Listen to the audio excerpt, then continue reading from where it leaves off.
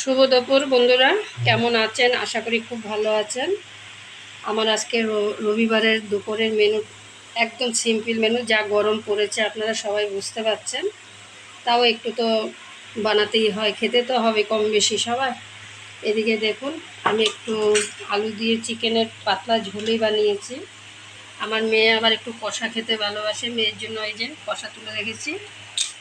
আর এদিকে আমি মাছের তেল একটু আলু পেঁয়াজ দিয়ে ভাজা করেছি। এটা খেতে কিন্তু দারুণ, কিন্তু ক্ষতিকর, তাও একটু বানালাম। 6 মাসে 9 মাসে একদিন খাওয়া যায়। এদিকে আমি রুই মাছ, দেখুন, মাথা দিয়ে ইচ্ছে ছিল একটা মুগ ডাল বানাবো, এই গরমে আর ইচ্ছে করলো না। আলু ঝিঙ্গে দিয়ে রুই মাছের পাতলা ঝোল আর সাদা ভাত। দেখুন, এই হলো আমার আজকে দুপুরের, মানে রবিবারের দুপুরের মেনু। আর কিছু করিনি। যাই হোক, ভালো থাকবেন, সুস্থ থাকবেন। যদি আপনার